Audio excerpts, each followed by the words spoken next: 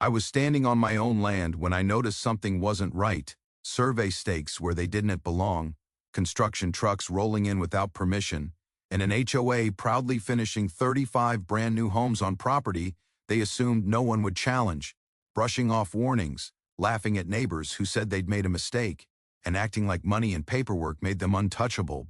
But what they didn't know was that the land was mine, the water rights were mine too, and when they refused to stop, I exercised a legal right that sent water flowing straight through their mistake.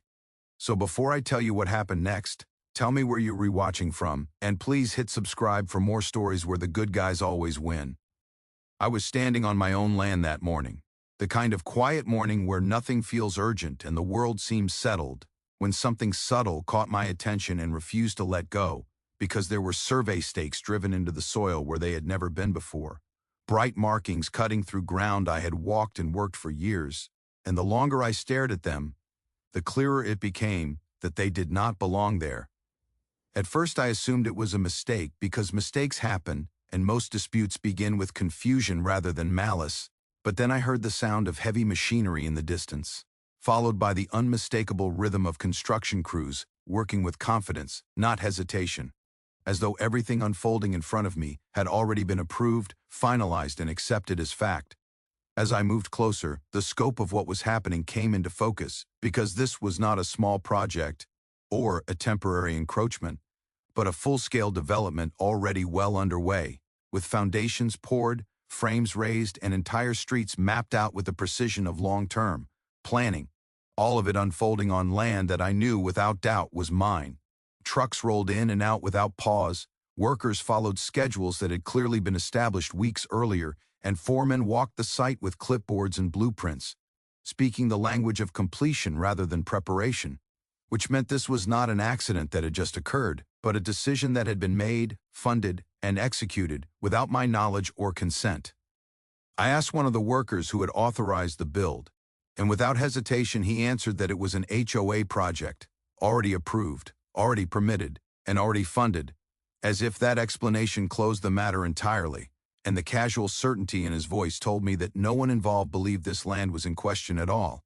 As the day went on, I learned the full extent of the mistake they had made, because this was not a single home or a borderline dispute, but 35 houses, each one constructed under the assumption that ownership had been settled, boundaries had been verified, and authority had been confirmed, assumptions that had apparently gone unchallenged at every stage of planning. Neighbors began to gather as word spread, some confused, some concerned, and some quietly alarmed, because a few of them had raised questions early on, only to be brushed aside by HOA representatives who assured them everything was in order, that the paperwork was complete, and that no one should worry about things they did not understand. Those warnings had been ignored, not because they lacked merit, but because the HOA believed confidence was a substitute for verification, and that belief had hardened into certainty as construction progressed without resistance. What struck me most was how openly dismissive the HOA representatives were when confronted, because when concerns were raised about property lines, they laughed them off. When neighbors mentioned historical ownership, they waved it away, and when anyone suggested a formal review, they responded with rehearsed reassurances that everything had already been handled. They spoke the language of inevitability, implying that the sheer scale of the project made it untouchable, that too much money had been spent, too many contracts signed, and too many homes promised for anyone to seriously question whether the foundation of it all was flawed. But what they did not know, what they could not have known without looking deeper, was that the land beneath those homes had never been transferred, never been annexed, and never been surrendered to any association because it had remained in my possession through every legal process that mattered. More importantly, they did not know that the water rights tied to that land were also mine, rights that had been documented, recorded, and protected long before the HOA ever existed, rights that govern not just access, but flow, control, and release. I did not rush to confront them immediately, because haste benefits those who hope confusion will shield them, and instead I returned to my records, pulling out deeds, surveys, and agreements that traced ownership back through decades of clear documentation, each page reinforcing the same unambiguous truth. The land was mine, the boundaries were mine, and the water rights were mine, all confirmed by records that had never been challenged successfully, and all ignored by an HOA that had mistaken assumption for authority. As construction continued, the arrogance became more apparent because even when presented with preliminary evidence, the HOA chose to proceed, believing that momentum would protect them, that completion would erase questions, and that no one would dare challenge a development of that size once it was finished. They were wrong. I informed them formally, through proper channels, that the land they were building on did not belong to them, and that they were encroaching not just on private property, but on protected water-controlled land, a fact that should have triggered immediate review, but instead was met with dismissal.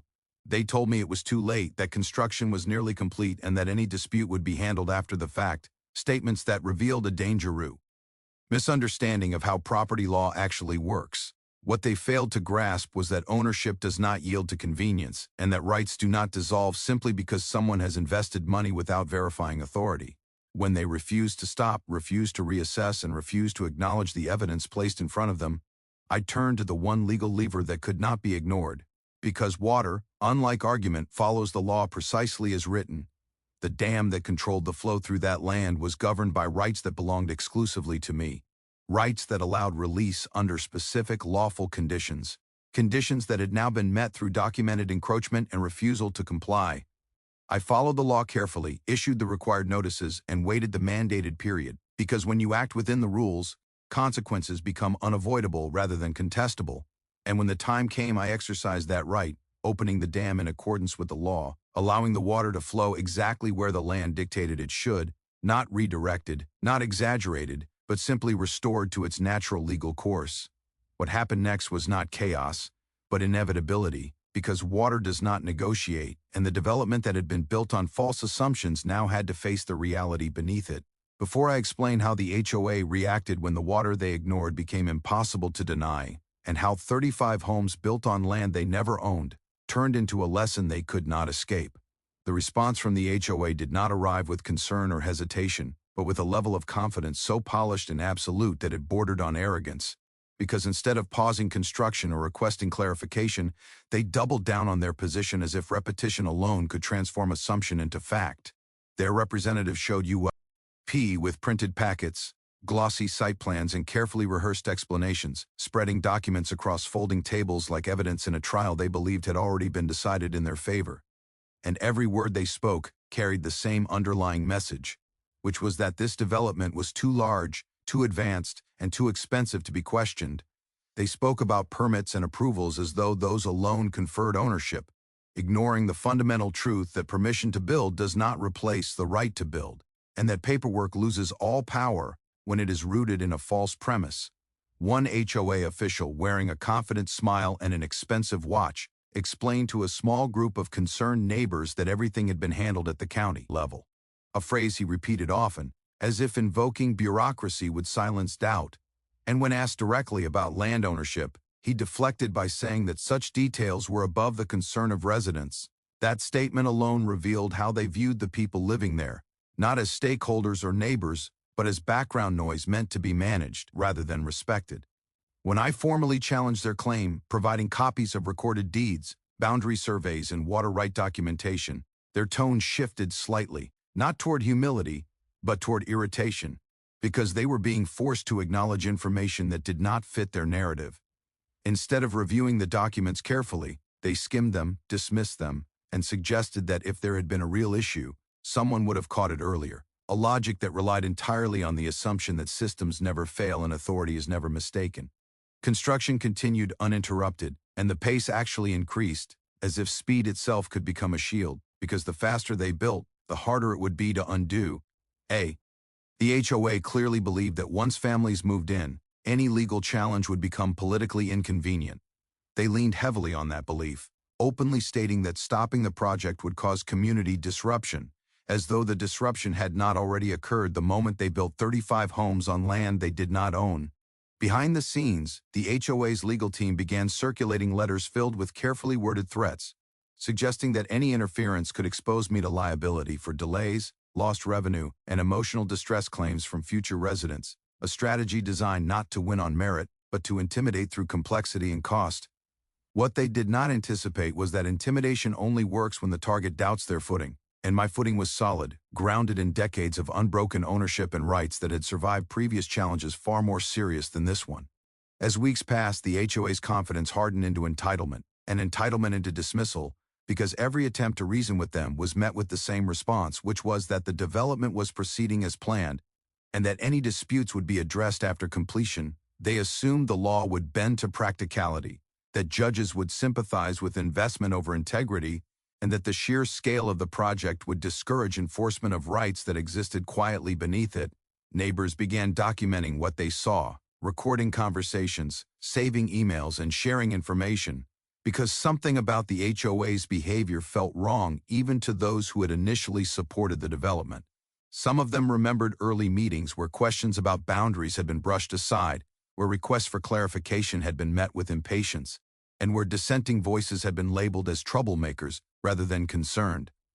Residents, those patterns became clearer as the situation escalated, because the HOA's authority relied less on legitimacy and more on momentum, and momentum, while powerful, is fragile when it encounters reality. I watched as the final phases of construction moved forward, with driveways poured, roofs finished, and interiors completed, all while knowing that the foundation beneath them, both literal and legal, was unsound. The HOA held walkthroughs and orientation sessions, speaking enthusiastically about community guidelines, landscaping standards, and future amenities, never once mentioning the unresolved ownership dispute, because transparency would have required acknowledgement, and acknowledgement would have required accountability. When pressed directly about the risk, an HOA board member responded that everything would work itself out, a phrase that revealed a deep misunderstanding of how consequences actually operate. Nothing works itself out when it is built on denial.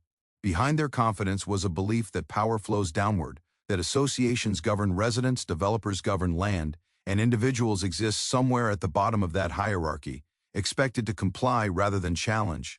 What they failed to recognize was that some rights exist outside that structure entirely, rooted not in community rules or association bylaws, but in law older and stronger than any HOA charter. The water rights tied to that land did not answer to board meetings or votes, and they could not be overridden by optimism or ignorance, no matter how many homes were built on top of them. I sent one final notice, clear and precise, outlining the encroachment, the refusal to comply, and the legal consequences that would follow if construction continued, and that notice was received, acknowledged, and deliberately ignored. That choice, more than anything else, revealed their true position, because it demonstrated that they believed themselves untouchable, protected by complexity, insulated by money, and immune to correction. They were confident because no one had ever forced them to stop before, and confidence unchallenged often becomes recklessness. As the last homes neared completion, the HOA celebrated what they believed was a victory, unaware that every step forward was tightening the consequences that would soon arrive, consequences that could no longer be delayed, negotiated, or dismissed. They thought the story was over, that resistance had been worn down, and that the land had effectively been claimed through occupation. They were wrong, because confidence built on assumption collapses the moment reality asserts itself, and in the next chapter, reality would arrive not as an argument, but as an undeniable force that no board vote could override. The warnings did not come all at once, and they did not come from a single source, because they emerged gradually from surveyors, from neighbors, from local officials, and from records that had existed quietly for generations. But the HOA treated each warning the same way, which was to acknowledge it briefly and then discard it entirely. The first warning came from a surveyor hired by a nearby landowner, who noticed that boundary markers placed decades earlier had been removed or shifted, and when he raised the issue during a routine review, he was told by the HOA's project manager that the development plans had already been approved and that any discrepancies were historical artifacts. That phrase, delivered casually, revealed how lightly they treated the concept of ownership, because land does not stop being owned simply because time passes or construction begins. Soon after, a county clerk quietly reached out to ask whether a dispute had been resolved, because her record showed overlapping claims that had never been reconciled, and instead of investigating further, the HOA responded by sending a brief email stating that their attorneys had reviewed everything and found no issue. No explanation followed, and no evidence was provided, because they believed the appearance of legal confidence was enough to suppress further inquiry. Neighbors began noticing that drainage patterns were changing, that water which once flowed freely now pooled behind temporary barriers, and that construction runoff was cutting new paths across land that had always remained dry. And when these concerns were raised at HOA meetings, they were labeled as emotional reactions rather than environmental warnings. Several longtime residents spoke up during one meeting, reminding the board that the land in question had always been known locally as protected ground tied to historic water rights, but their comments were cut short under the guise of time limits and agenda control.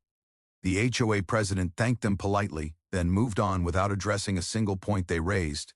Emails followed, carefully written and respectfully worded, asking for clarification, requesting copies of deeds, and offering to mediate before the situation escalated further. But those emails went unanswered, or received form replies that promised future discussion without ever delivering it. It became clear that silence was being used as a tactic, because unanswered questions delay action, and delay allows construction to continue. One contractor privately admitted that he had raised concerns internally. After noticing inconsistencies between the land description in his contract and the physical boundaries on the ground, but he was told to focus on his scope of work and leave legal matters to management. That response revealed the culture at play, because responsibility was fragmented intentionally, ensuring that no single person felt accountable for the whole picture. As the houses neared completion, potential buyers toured the properties, unaware that the ground beneath them was contested, and sales representatives spoke enthusiastically about scenic views and exclusive access, omitting any mention of unresolved ownership issues. This omission was not accidental, because disclosure would have required explanation, and explanation would have raised questions that could not be answered without acknowledging fault. I issued formal written warnings through legal channels, outlining the encroachment in clear terms and referencing specific records that established ownership and water control. And those warnings were received, time-stamped, and filed away without response. Their strategy was simple and dangerous, because they believed that ignoring the problem would eventually make it disappear, or at least make it too costly to address.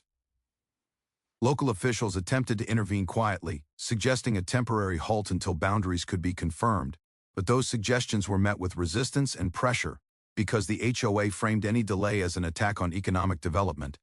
They leveraged political connections, argued about job creation, and implied that opposition was anti-community, a narrative designed to shift focus away from legality and toward emotion. Even when construction crews themselves began expressing concern about safety and flooding risks, those concerns were minimized, because acknowledging them would have required acknowledging the underlying issue of and control. The warnings accumulated like cracks in a dam, small individually but significant collectively, and each ignored warning increased the pressure building beneath the surface. Neighbors documented everything, photographing boundary markers, saving correspondence, and recording meetings, because they sensed that the truth would eventually matter, even if it was being dismissed in the present.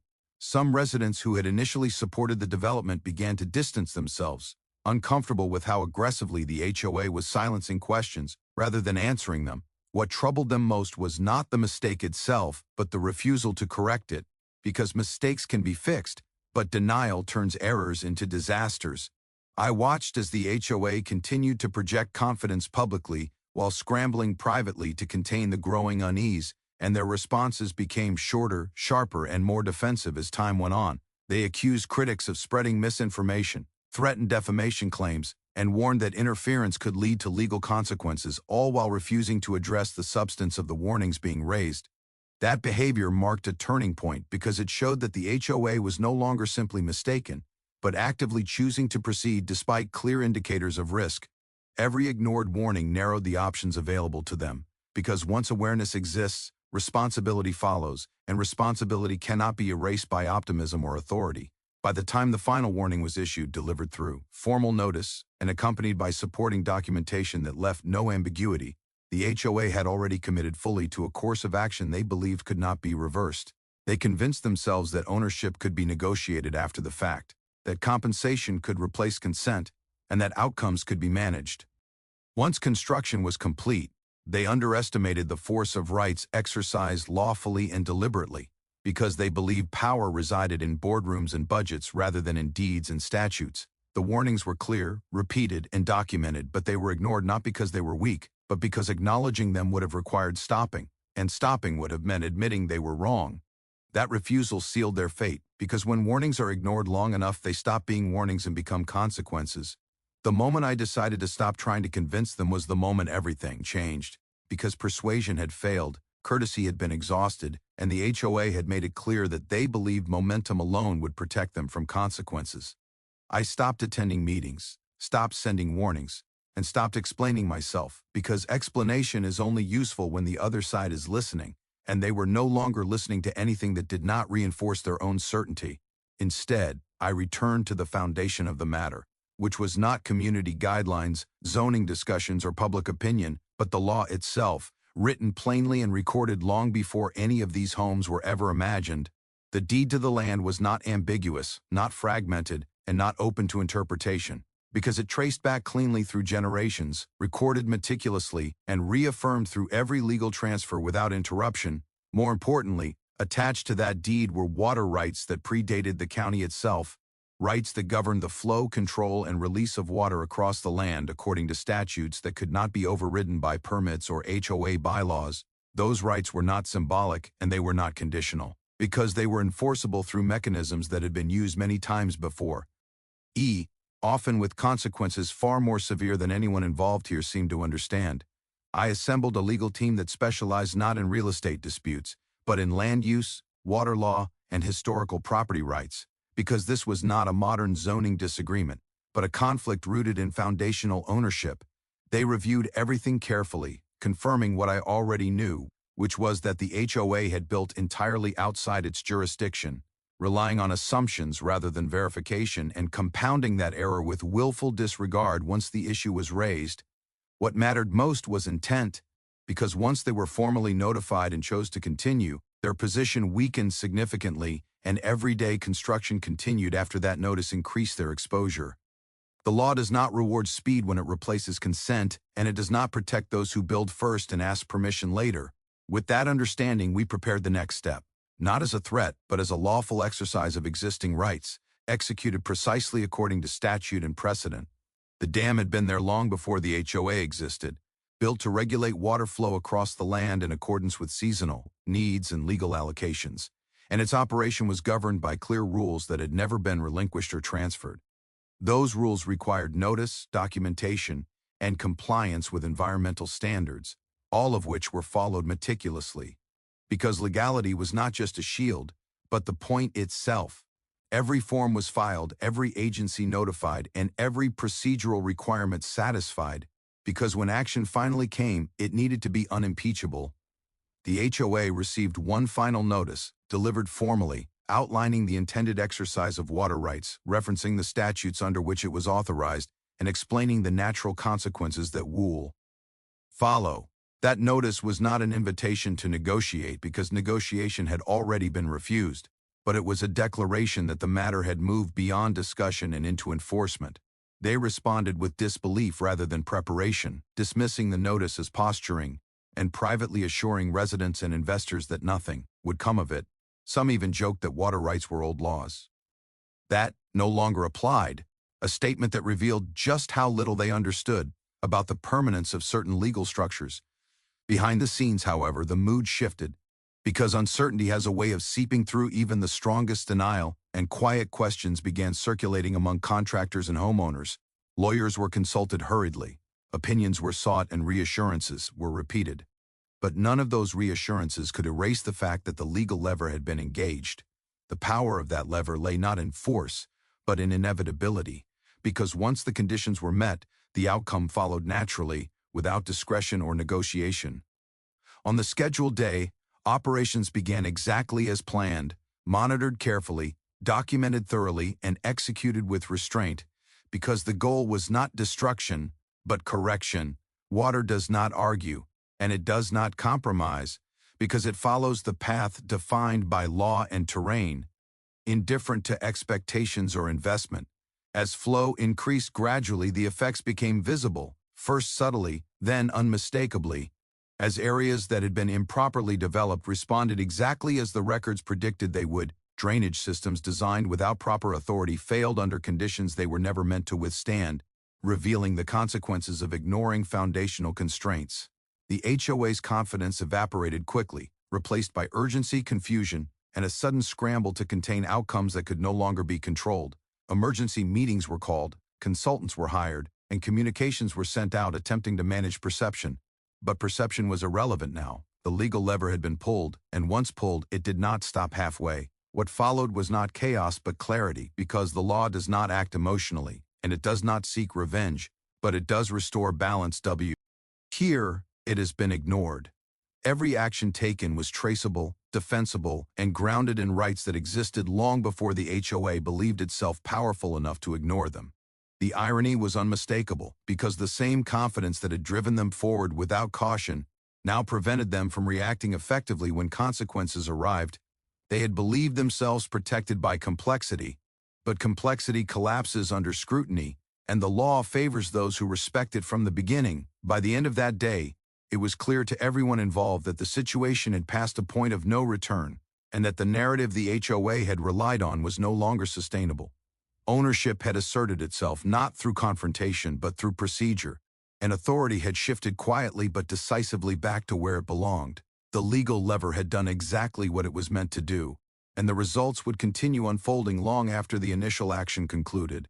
Because once the law is engaged properly, it does not need to shout to be heard. The moment the gates were opened was not dramatic in the way movies portrayed decisive actions, because there was no shouting, no countdown, and no sense of spectacle, but instead there was a quiet finality to it, the kind that only comes when every step has already been taken and nothing remains except execution.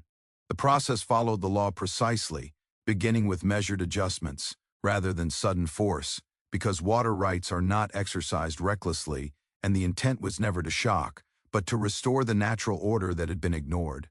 At first, the change was subtle, almost imperceptible to anyone not looking closely, as water began moving along channels that had been obstructed or redirected during construction, reclaiming paths it had followed for decades without interruption.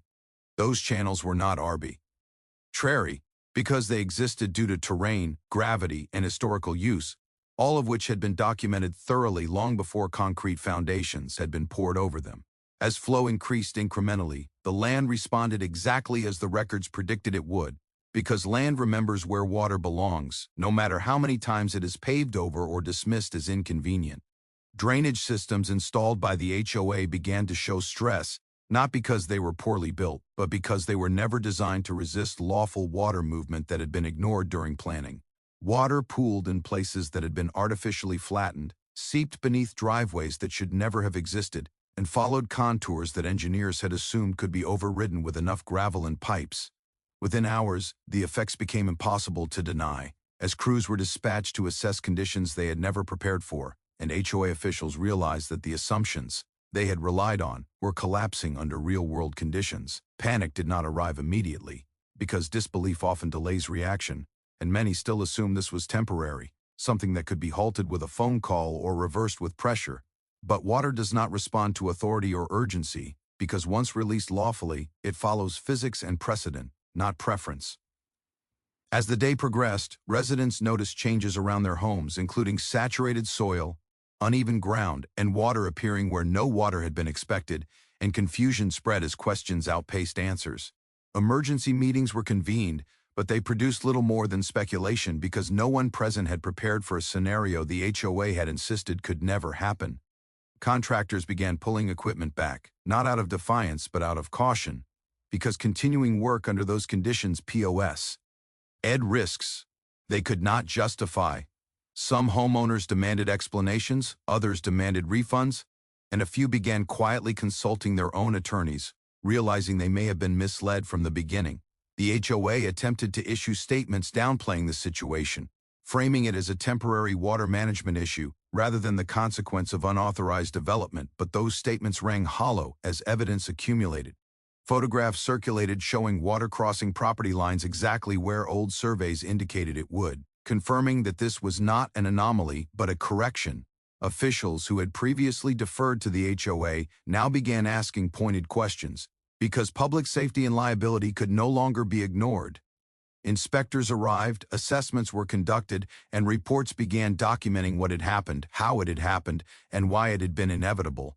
Every report referenced the same underlying issue, which was that development had occurred without proper authority over land and water, and that the resulting conditions were foreseeable. The HOA's legal team scrambled to respond, issuing urgent requests to halt the release, but those requests carried no weight because nothing unlawful had occurred. The release complied fully with statute, Notice requirements had been satisfied and environmental protections had been respected, leaving no basis for intervention. Attempts were made to negotiate retroactively, offering compensation, easements, and revisions, but those offers arrived too late because rights ignored cannot always be bought back once exercised. What had once been treated as a theoretical risk was now a tangible reality, and the scale of the mistake became clear as costs mounted with every passing hour. Temporary barriers were erected in an attempt to redirect flow, but those efforts proved ineffective because water will always find its lawful path.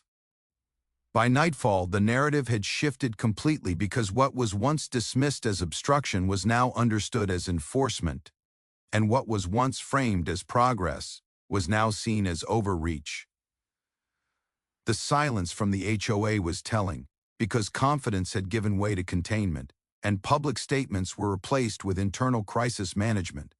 Residents gathered in small groups, sharing information, comparing notes, and realizing that the warnings they had heard earlier had not been exaggerated.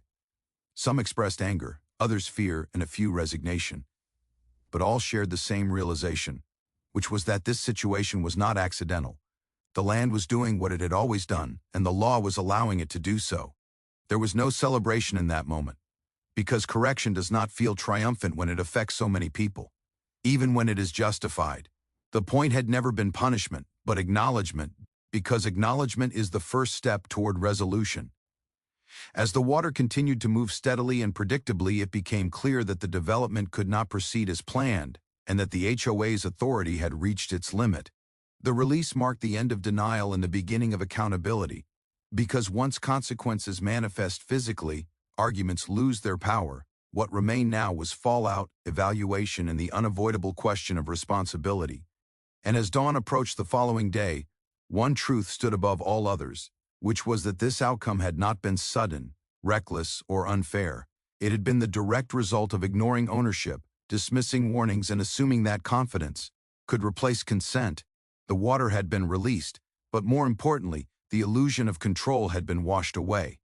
The days that followed were not loud, chaotic, or dramatic in the way people often imagine consequences to be, because real accountability rarely announces itself, and instead it arrives quietly through notices, meetings, cancellations, and an unmistakable shift in tone from certainty to caution. Construction sites that once buzzed with activity fell silent, equipment sat idle, and crews were reassigned or dismissed entirely because no one could justify continuing work on land that had become legally and physically untenable. The HOA offices, once filled with confidence and forward momentum, became places of tension and whispered conversations, where every decision was now filtered through attorneys rather than ambition. Emails replaced public statements, meetings were closed rather than open, and the transparency that had been promised during development presentations vanished completely.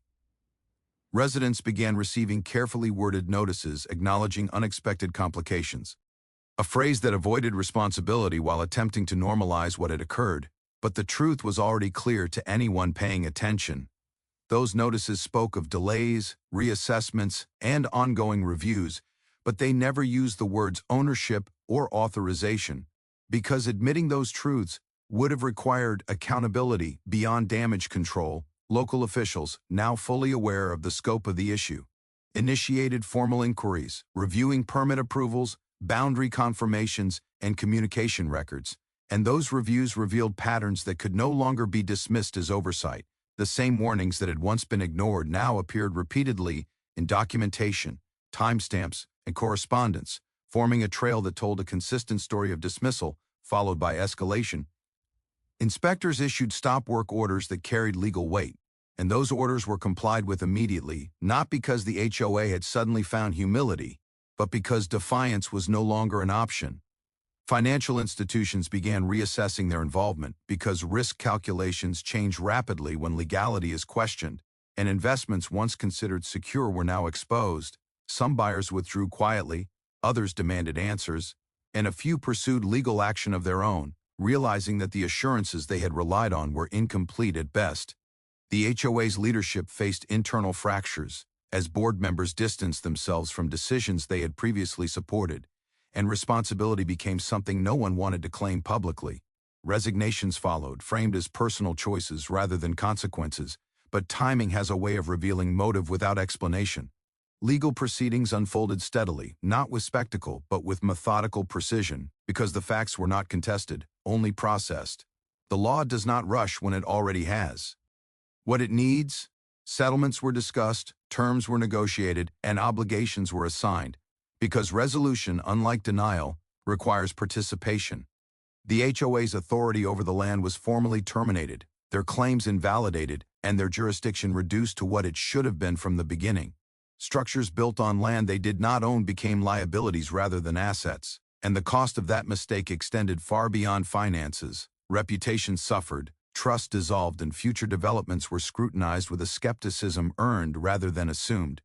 Neighbors who had once been dismissed felt vindicated, though vindication brought little satisfaction, because disruption had touched everyone involved. Some residents relocated, others stayed to rebuild, and many carried forward a lesson they had not expected to learn firsthand.